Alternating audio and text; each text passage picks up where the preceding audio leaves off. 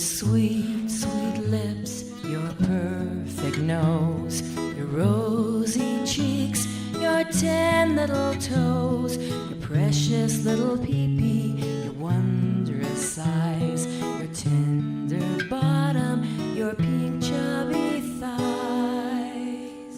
We've waited so long for you to come. I'm your dad, And I am your mom, and we can see it's perfectly true. You're perfectly you. This program you're about to see is one in a series of programs that we've prepared for you, which we hope will be very fascinating and illuminates this period of human development. You're perfectly you.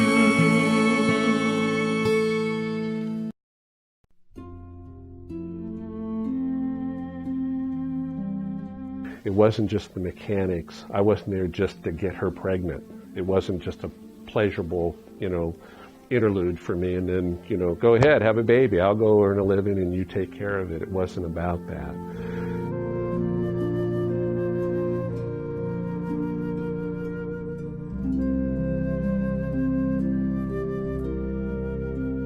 We're talking about conscious birthing and about improved models of ways to have children. It still leaves out the father. And I still stand up and say, I was there before conception.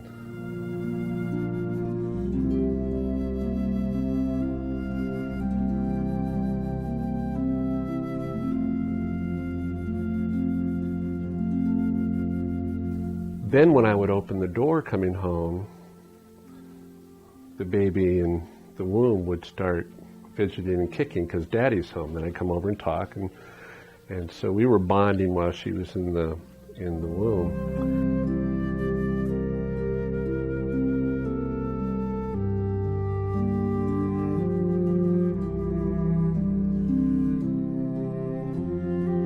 And so we helped adjust her on her side, and then I leaned down and said, hey little one, you're lying on the umbilical cord. That's why you're having trouble breathing, so you just need to move off of it a little bit. And a couple minutes later, her heartbeat was regular, and we resumed having the birth.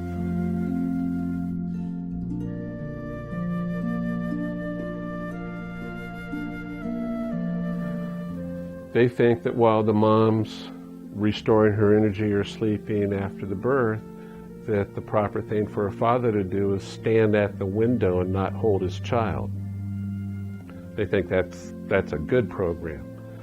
I thought a better program was, I think I'll stay in the room and cuddle with the baby. I think that's what I'll do. Good for you.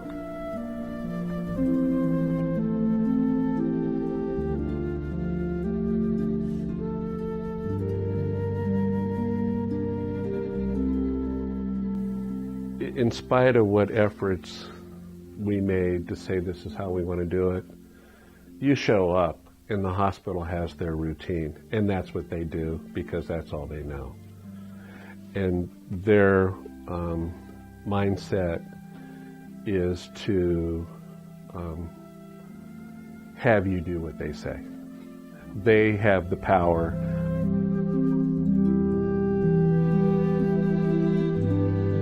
Fathers would welcome training if you would just give it to them. They want to be full participants, and it would be better for the baby. And if you think making better babies is the way to make a better world, you better start, including the fathers, because in the beginning, they're half the equation. From the beginning.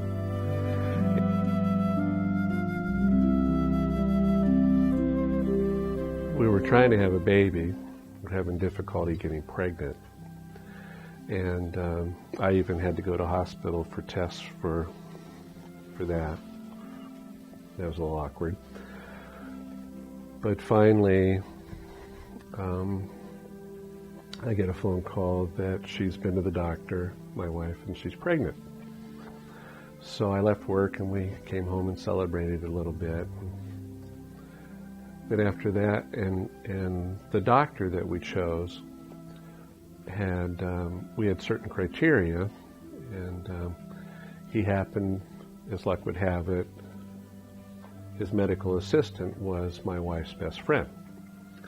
So that created a comfortable environment for us. But he was also, had the least cesarean births at that particular hospital in that community, which was Alameda, California.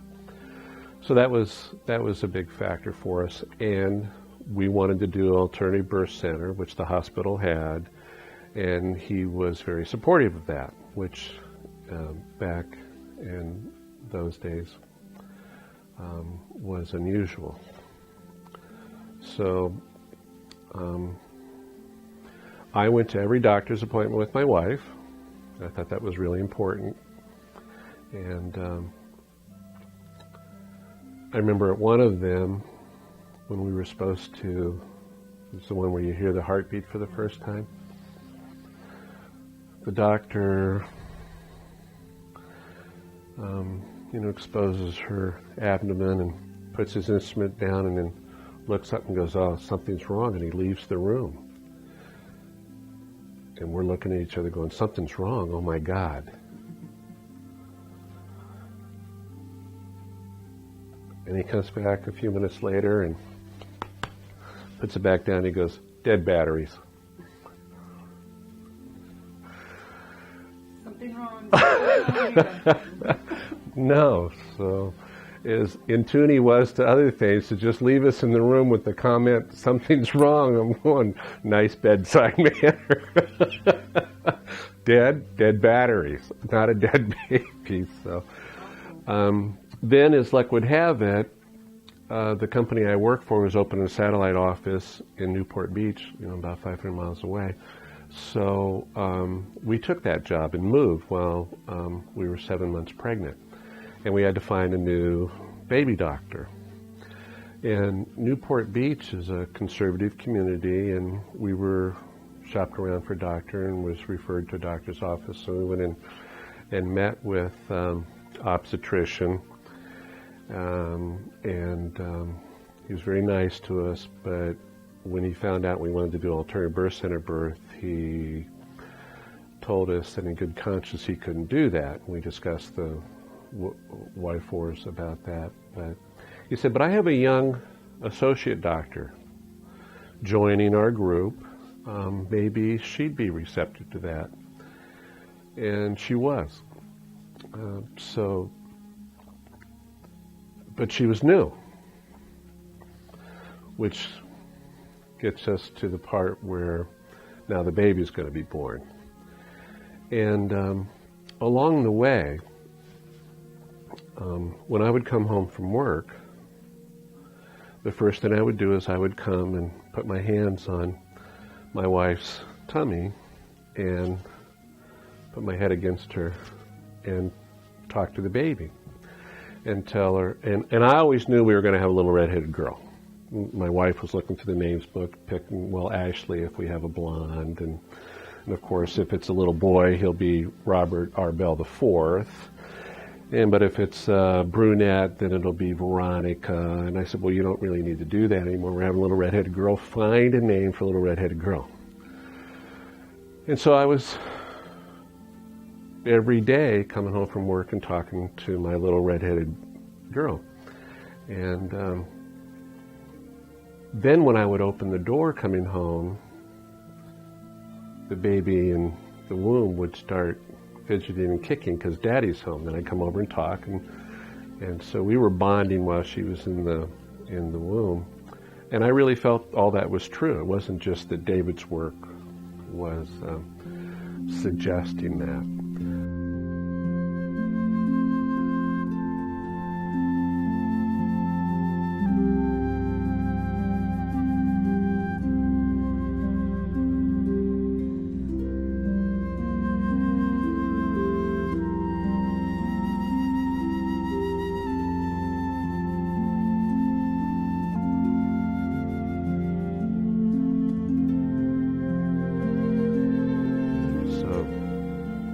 getting ready to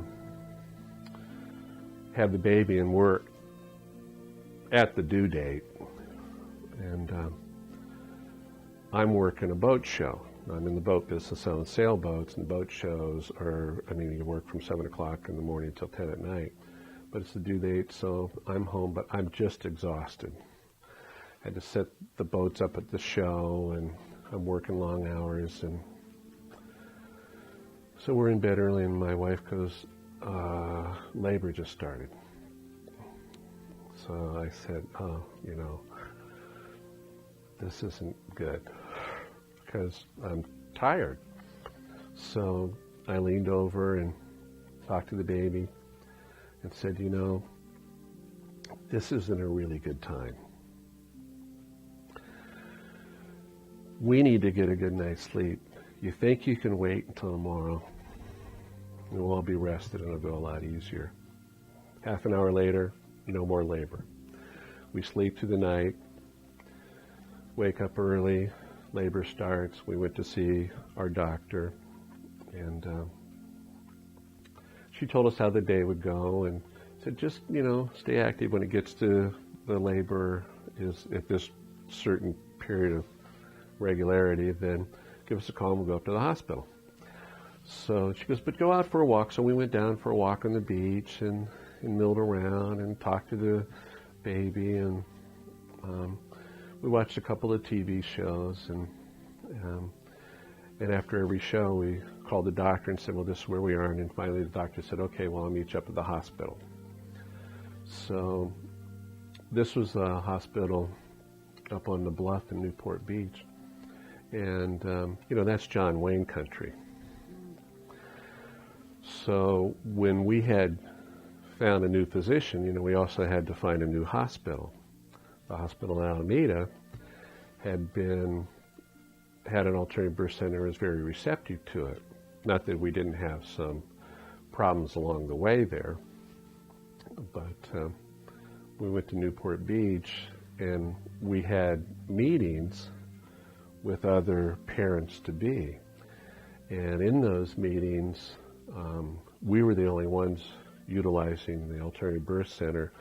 And in these open meetings, we were discouraged from doing it, practically ridiculed for having this, you know, bizarre notion that that was the way to have a baby. And so when we showed up to the hospital, we went into the wing of the hospital that does birthing, and the nurse greeted us and said, Mrs. Bell, now you come in here, and Mr. Bell, you go ahead and have a seat down the hall there. So I turned around and I went, no, wait a minute. I'm not having a seat down the hall. Where's the alternative birth center? Well, you just need to go wait down there and let me get her prepped. And I said, no. And my wife was going, no, he needs to stay with me. And she goes, no, he needs to wait right there. And she's practically got her hand on my chest going, no, you need to wait right there. Well, our doctor was down the corridor, so she came down and instructed the nurse and told her that I was a full participant in this, and then she left, and the nurse took us in the room and immediately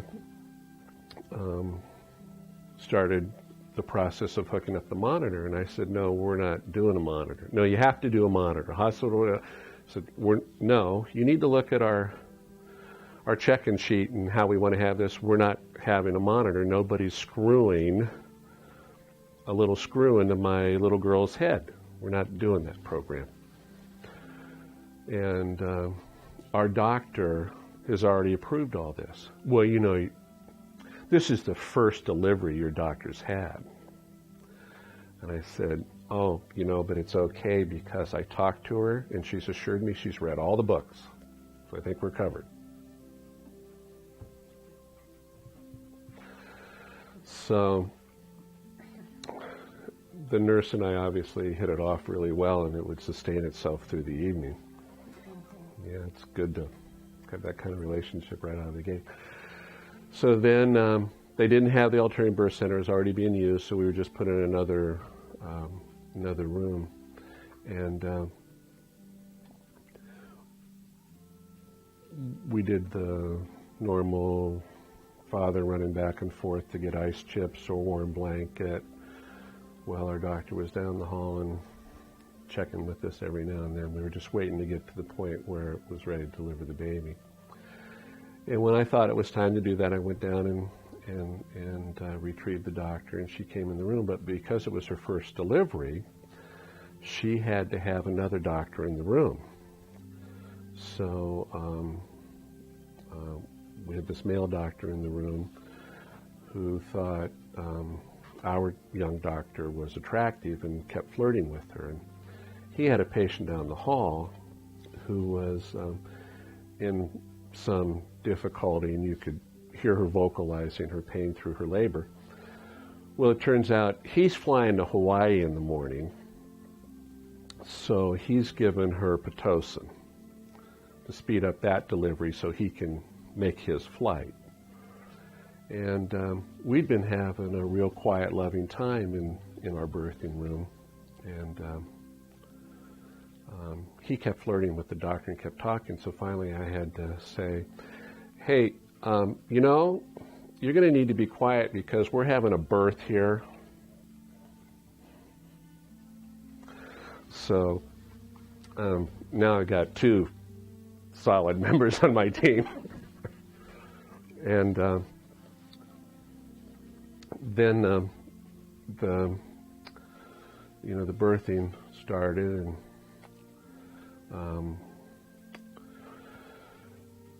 one point our doctor, who had a real easygoing manner about her, was checking the heartbeat and said, well, we're having a little problem here because the baby's heartbeat has dropped.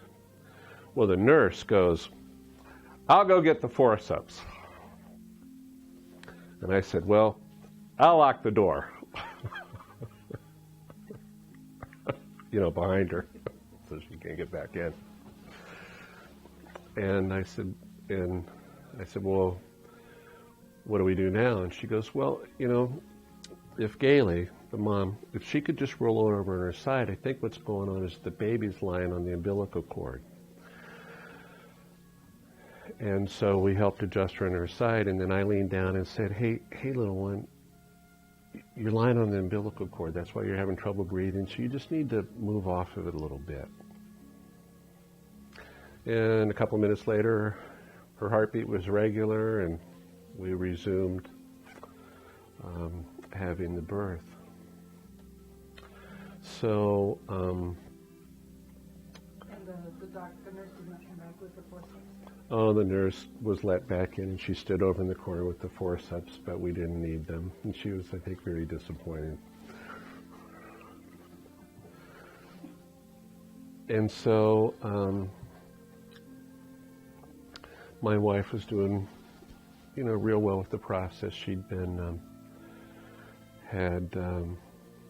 prior to the delivery, had been through hypnotherapy session, and was, to kind of clear her whatever baggage she had.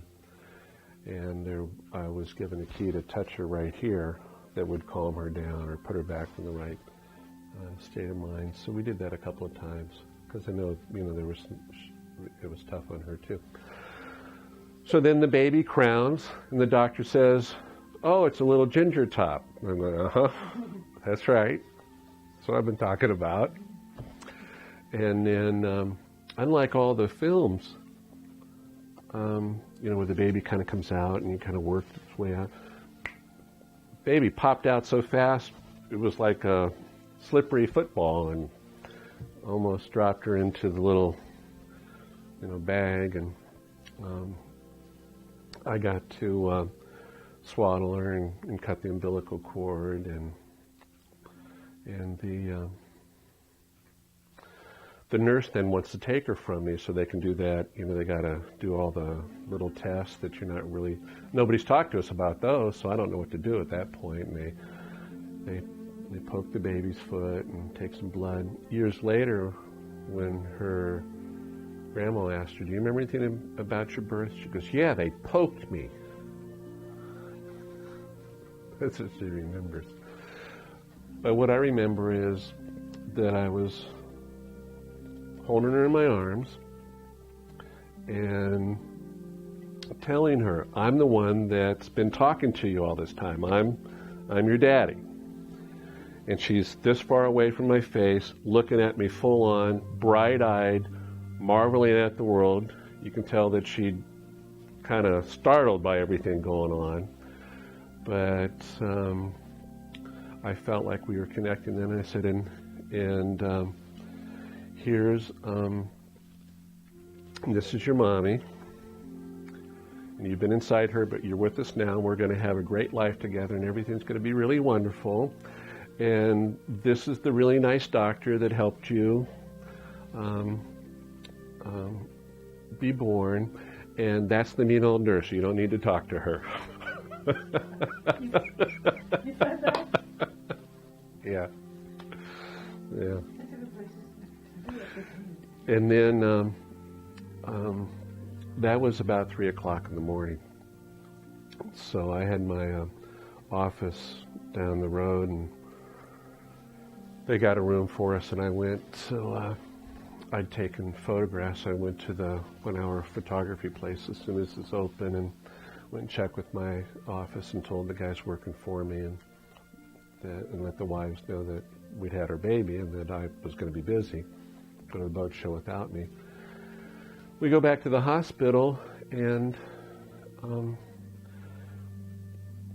she was in this little plastic bassinet thing that, you know, all the babies are in the nursery are in, but she's in our room. And, you know, we were letting my wife sleep, but we were due to go home that day. And they kept coming in to take the baby away. And we kept having to tell them over and over again, I mean, every half hour, no, the baby's staying with us. Well, your wife needs to get some sleep. That's okay. We're fine. Well, the baby should really go to the nursery. And I finally had to explain to them that we didn't want that, because the nursery's where the babies learn to cry. And we didn't want our baby crying. Well, it is. Isn't that what the babies are doing in there? They're either sleeping or crying. And it's in one plays off the other, and for some reason or other, they think that while the mom's restoring her energy or sleeping after the birth, that the proper thing for a father to do is stand at the window and not hold his child. They think that's a good program. I thought a better program was, I think I'll stay in the room and cuddle with the baby. I think that's what I'll do. But no, the whole hospital, in spite of what efforts we made to say this is how we want to do it, you show up and the hospital has their routine, and that's what they do because that's all they know. And their mindset is to have you do what they say. They have the power. By having the power, they can get their work done, and they're working their shift, and this is what they do. So it doesn't matter that they have a process that you can sign up for and pay for, which is the Alternative Birth Center. At that time, that hospital tried to discourage you from signing up for it. They'd take your money if that's what you wanted to do, but once you got to the hospital, they tried to channel into their kind of process rather than the one that you signed up for. And they figure, I think, that you'll just go along with the program because it's real easy to lose sight of what your goals were or what your model was. And that's why when I'm at these conferences or seminars, they say, you know, the fathers would welcome training if you would just give it to them. They want to be full participants, and it would be better for the baby. And if you think making better babies is the way to make a better world, you'd better start, you know, including the fathers, because in the beginning, they're half the equation. From the beginning.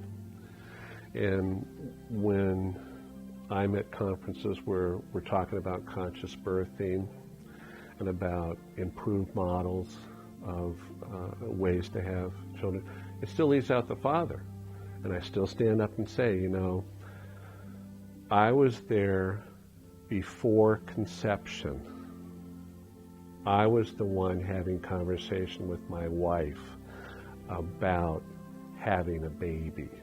I was the one who was participating in designing a life for that baby and our life around having a baby. How are we going to raise this child? What's going to be the important underlying philosophy of raising the child? It wasn't just the mechanics. I wasn't there just to get her pregnant. It wasn't just a pleasurable, interlude for me and then, go ahead, have a baby. I'll go earn a living and you take care of it. It wasn't about that. It was completely different. But we don't have in our society a training program for that. We discount the role of the father all the time, and it diminishes the whole process. But I was also thinking about the experience we had at the hospital, the other hospital, even the one receptive to it. Still, we had some difficulty there when we were on one of our, they had monthly events for the pregnant folks. And Childbirth classes. yes, and I went to all the Lamaze classes, and I went to all those classes. There wasn't a minute that my wife was by herself in any doctor's appointment, any class, any conference, any consultation with the doctor. So we go to one of them, and we're going to get a tour of the facility. And then we go in the room where they have those medieval contraptions. Birthing tables? Birthing tables, that's it. Yeah. I'm too familiar with it. And I said, I'm going to go down the hall. Because that was at the point in time where I was studying babies. So I wanted to go see where the babies were. I could go, looking at the nursery and see how they were training them to cry and things like that. So I scuttled down the hall, and, here comes the nurse with the baby. So I follow after the baby, and they take it into a room. Well, this room had plate glass panels so you could see into it. And they unwrapped this baby, took its clothes off, set it down on the stainless steel table, and the baby started fussing and crying a little bit. And then they got out a scalpel and circumcised him. Now, he screamed at the top of his lungs, and he turned purple and arched his back like this on this steel table. And they just went about their business like nothing was happening. Well, I got really upset because it was, to me, cruel and bizarre. I start pounding on the glass and causing a disturbance. And I stopped when security came. Seriously? Seriously. But I thought, oh my God. I had not really given much thought about circumcision because, we were having a little redheaded girl, so what do I need to know about circumcision? But isn't that the response that every person should have when they see a baby being mutilated? That was mine. In any other situation, And I'm looking around going, a child being hit or whatever, you're like, hey, stop it! I'm not the one harming the baby. Get your arms off me and go arrest the doctor. And that nurse needs to be shackled too. So then the next week, or the next group session, we're in a room and the dais has an obstetrician and a pediatrician. And we didn't know this because we had a general practitioner, so we didn't know about the pass-off, which to me doesn't make any sense. But it was explained to us in this meeting that you absolutely should circumcise your baby boy, and it doesn't hurt.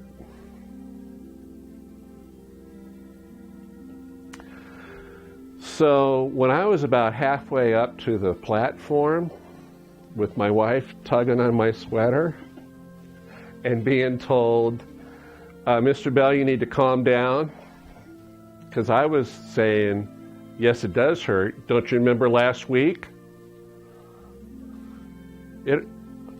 No, they don't feel a thing. And that was the hospital that was happy to have us in their alternative birth center, very encouraging, doctor with a low number of cesarean births. Even then it was like, oh please, you don't know what you're doing. They are working on a different paradigm. To them, it's a medical procedure.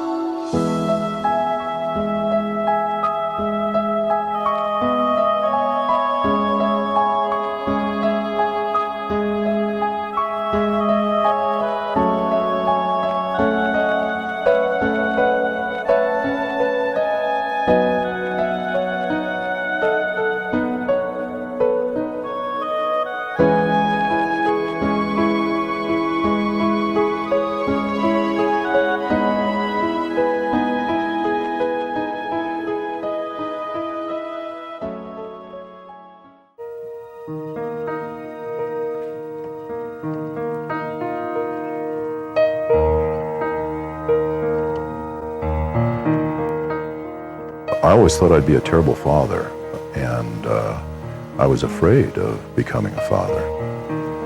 I was afraid I would manifest some of the negative qualities of my own father, who believed in sparing the rod, spoiling the child, or vice versa, not sparing the rod.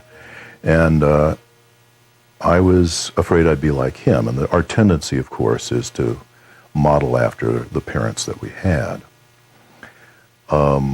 When I did my own therapy and went through a lot of those feelings, including becoming again as a little child and really revisiting that experience, it gave me a new insight, and that was that I could look at this from the perspective of the child rather than looking at it from the perspective of the adult. And so I began then to not to study this so much as to feel my way into it and to identify with younger and younger children. As I did that, it made me very excited about watching children and learning from them. And as I did that more and more, I actually decided to stop teaching college for a while and work with preschool children. I did that for a couple of years. And by that point, I felt pretty comfortable with having my own children. And as I had my own children then, I found that to be a really wonderful experience, not as scary as I had imagined it. For me, it was certainly, okay, I'm going to take care of this new being here for the next 4 hours. Oh my goodness, how will I possibly do that? I certainly can't breastfeed very well. But as that occurred, I found that I really, really enjoyed it. And I was really happy that my children's mother had forced me into the contract of being a 60% parent, so that I had to have the children 60% of the time. So that meant I was really the Mr. Mom in the relationship. And that began to give me a totally different perspective of the relationship of fathers and children. And I saw that I could, in fact, be a wonderful father. I think that that was certainly helped by my having gone through my therapy first, so that I didn't need to visit the sins of my father on my children, but could be a different person with them. Nietzsche said that the reason that men need to go out and create is that we can't make babies, and so we try this as a second best thing to make movies or books or write poetry. Be that as it may, what's certainly true is that that has to be a tremendously different experience to have a life growing within one and to have that communication internally going on for that amount of time through the placenta or in other ways.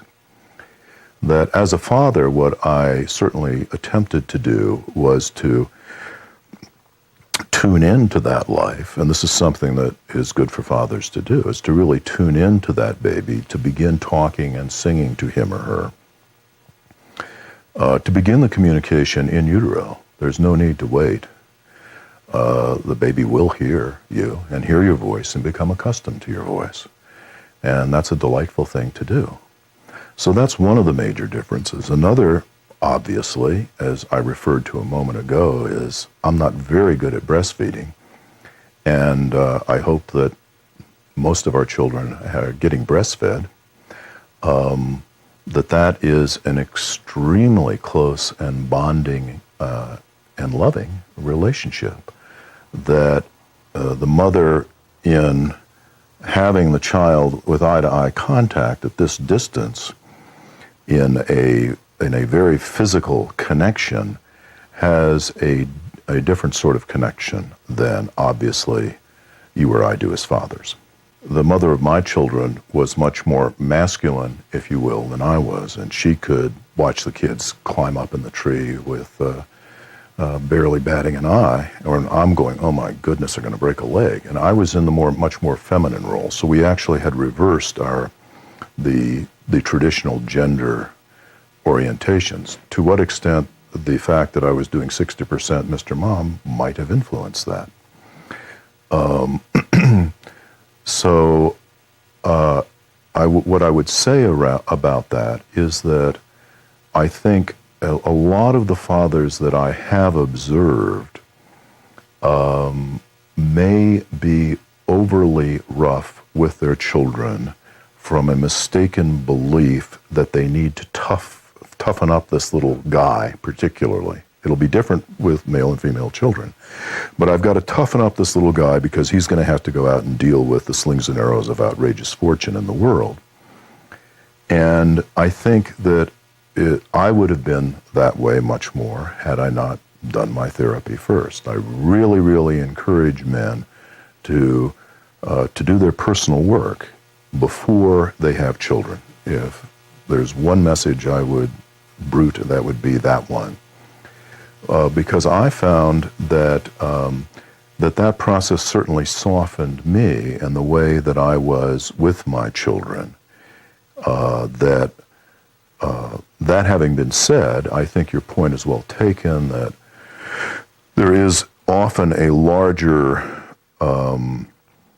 movement in which one parent, often the mother, is seen as the softer, more nurturing one, and one parent, often the father, is seen as the one who is encouraging the children to go out into the world, to accept hard knocks, to organize around them and spring back up. And I think that both of those movements are important, and that what's very important in the coupleship is for both father and mother, whichever polarity they're taking in the relationship, to understand that that is half of the picture.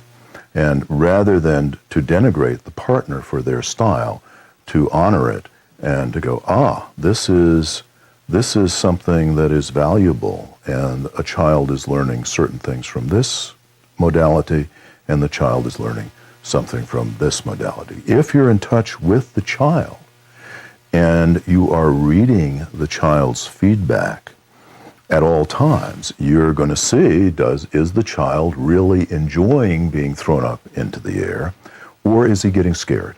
And if you're in touch with that, you can modulate what you're doing in order to temper the wind to the shorn lamb, as my father often said. In the normal course of socialization in pretty much every culture, there are strengths that are brought out by that acculturation, and there are wounds that are laid down. That, for instance, in our culture, it is very often the job of fathers to tell little children that they needn't be afraid. And many fathers are doing that from a perspective of altruistic caring and stating, well, you don't need to be afraid, I'm here to protect you. I think it's important that as fathers we do protect our young. And I think that it is also important for us to realize that this shunting off of the feeling part is something that we do in our culture. And men tend to pass this along to men, also to women, but that it's a sort of a part of our culture. And that if we go back and really become again as a little child, which we may remember was the way that we enter the kingdom of heaven, and I think that that is true, that we really can make a heaven of this life by becoming again as a little child, for ourselves and for our children. That, as I certainly remember as a child going, well, I shouldn't be afraid, but I am afraid. So I guess what I have to do is to split off this part of me that is fearful and to put that in the closet, to keep that door shut, and to go, well, I'm not afraid, I'm a big boy. And so that then what happens as we come into adulthood and have children of our own, if this process is unexamined, we will do the same thing to our children. We will tell them, you don't have to be afraid, and go out and just stand up to the bully and hit him back. And this process is then handed down from generation to generation. Now, what I mean by doing our work is to go back again to, in whatever modality works for you, to go back again to become again as a little child, which means to revisit and to relive those experiences that you had as a little boy, and to really get inside them, not as an intellectual exercise, because as an intellectual exercise we will rationalize what happened to us and say, oh, I'm really glad my father beat me, it made me tough, which is certainly true for me. I became very tough and able to take blows and could become a boxer and a football player and everything. And so thank you, Dad, for giving me that. On the other hand, it certainly stunted the compassionate, loving part of myself. When I went back, and I did it through therapy, when I went back and re-experienced myself as a child and realized how scared and hurt and sad I was about some of those things, I went, gosh, I don't want to do this to a child. So that capacity for empathy back through time with one's smaller self, and thus with all children, is what I'm talking about in terms of doing the work. What we're really dealing with is the feelings that are going to come up around pregnancy, birth, becoming a new father, and those are huge. And of course, as we've mentioned, what we learn to do as men in this culture is not have feelings. That we are socialized to put our feelings aside and do what needs to be done, whether it's taking the hill in an army attack or going out and bringing home the bacon. And there are virtues to that capacity. What I'm talking about is developing a complementary capacity, which is the capacity to open the heart and to feel more deeply. And that can be scary for men. Now, you will have feelings around birth. It will open your heart. There will be feelings of scare that will come up around this, and I want to prepare you for that. What guys are socialized to do is to do what we think is, okay, if I'm having a lot of feelings, I've got to do something.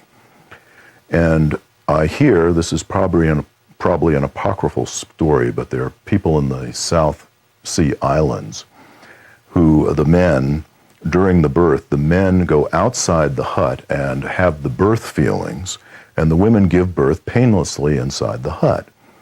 Now, that's a division of labor that, of course, seems very fair, but unfortunately, most men in our culture aren't equipped to do this. And so the women are still going to have to go through whatever feelings they have at birth. Well, the guys are going to want to do something. We're going to say, I want to do something about this. She's growing this baby inside herself. She's going to she's going to breastfeed. What can I do? And I would point out that this whole process of pregnancy and birth and childhood development are going to happen anyway, that we don't need to take the doing of it hugely upon our shoulders. That what we can do, however, is, as I've mentioned, is we can talk to your baby and sing to your baby in utero. You can make sure that you are present at the birth, and you can certainly become intrinsically involved in your child's daily life at that point as much as possible. That these are concrete acts of love that a man can perform. Now, there are also some things that I love, one of which a friend suggested to me at the birth of my eldest child, and she said, you know, what you can do is to line up all of your friends so that for the next 2 or 3 weeks, you have a hot dinner delivered by one of these couples or friends to your door at 6 p.m. every evening. The proviso is that the person does not come in to look at the baby, that they ring the doorbell and run away, just like we did as little kids, and they leave this wonderful gift. And I did that. I arranged a dinner every single night for 3 weeks, and we had these wonderful meals that people made with a lot of love and an enormous number of cutlery afterwards to be divided out in these ways. But that took an enormous load off of us and not having to prepare the meal, and it was a wonderful gift of love that our friends could make. And it was something I could do. I could make those arrangements. So that's something that dads can do. Another thing you can do is to really feel your feelings. And when a feeling comes up, instead of pushing it aside, of really welcoming it and saying, gosh, this is scary, I'm going to have a baby. To admit that you're scared. To breathe into that feeling instead of clamping down on it and not breathing. But just to go, golly, I'm really scared. And maybe say that. Express that. Allow it to be okay that you're a guy and you're scared. To find ways of expressing this whether it's singing in the shower, doing work in therapy,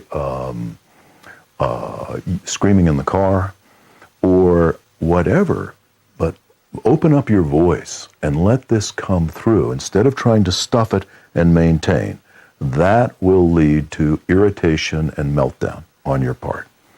You've got to get the feelings moving, and if they're stuck, they will come back to bite you in the butt at some point, usually at the most inappropriate time.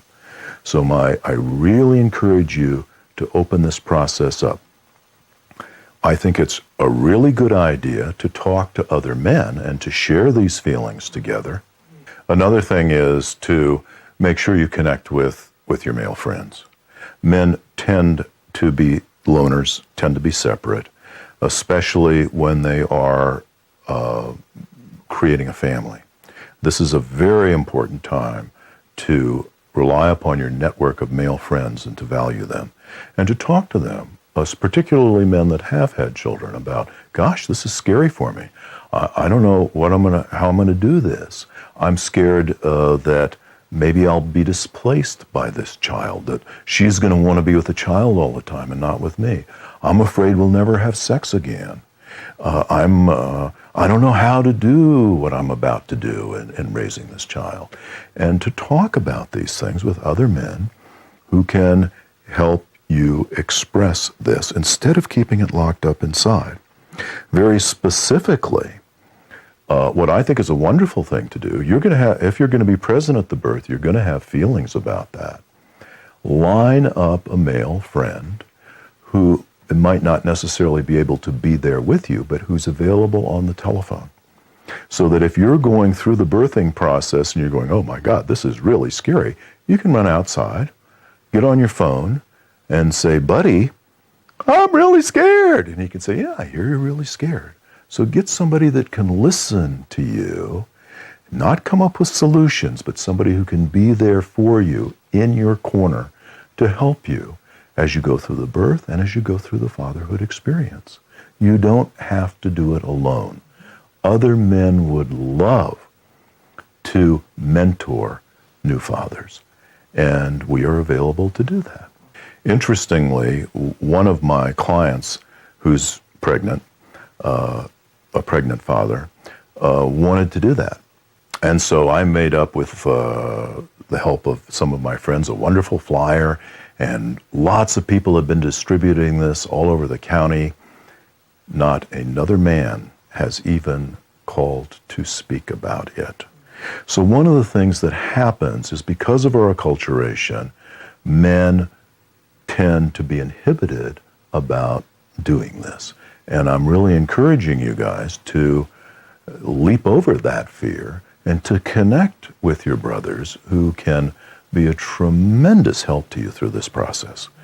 I understand that inhibition, or I understand that part of us that goes, hey, I can do this, the John Wayne in us. I can do this, no problem. I'll be able to handle all this, I'm a real guy. And not allowing that other part up, which is, well, I've never done this before, and this is kind of scary, and maybe there are guys who have done this that might have some helpful thoughts about this for me. This poem came into be at the Association for Pre- and Perinatal Development, in which a group got together, a fatherhood circle got together to talk about fatherhood. Interestingly, half of the people in the fatherhood circle were women. And what we came up with, as the moderator, what I asked to come up with were some positive images of parenting, and then I put these together into a poem, which I then delivered the next day to the whole conference. Fathers often get short shrift, sometimes for good reason. Today we invite you to open to some positive images of fatherhood. A man loving himself and his future children enough to heal himself of past wounds before he chooses a woman to conceive with. A man nourishing himself by choosing a good woman and committing himself to a consciously loving relationship into which to welcome warmly wished for children. A man nourishing his woman by speaking total truth, by taking 100% responsibility for his reality, by supporting her highest good as well as his own, by co-creating equally with her the safe nest of home and family. A man who tells his 8-month pregnant wife how beautiful she is. A man who sings lullabies to his children in the womb. A man who wants a home birth with a midwife and is completely present during the labor and delivery. A man who protects his children, male and female, from genital mutilation and sexual abuse. A man who chooses to work half-time so he can parent half-time. A man who changes the diapers. A man who dispenses with diapers and becomes the permanent pooper scooper for as many years as it takes. A man who loves skin-to-skin contact with his babies. A man who welcomes a family bed. A man who carries his baby in a Snuggly or a Jerry pack. A man who plays the piano with one hand while holding his baby with the other. A man who kills his television and reads his children stories. A man who wrestles with his children and always lets them win. A man who coaches co-ed sports teams for his children and, when they ask who won, tells them that if they had fun, they won. A man who creates an alternative school for his children. A man who will gladly teach and gladly learn. A man who listens. A man who says it's okay to cry, to be afraid, or angry, or excited. A man who can cry and be afraid and be angry without violence or blaming.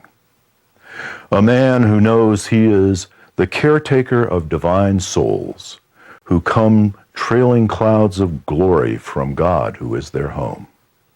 A man who celebrates his children's differences from him and encourages them to become whoever and whatever they wish to become.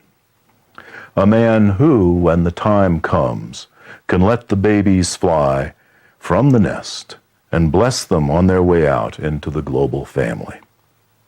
A man who fathers all children and weeps for the fatherless. These images are real and true. Such fathers are now among us. Bless them and their fatherhood. So I would wish for all you fathers that you become the full men that you can become. I'd like to normalize this process for you and at the same time inspire you to reach your full potential in becoming the wonderful father and man that is inside you. Thank you.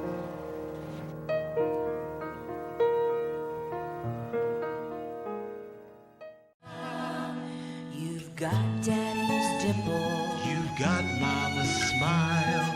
We've been praying for you all this while, and now it's clear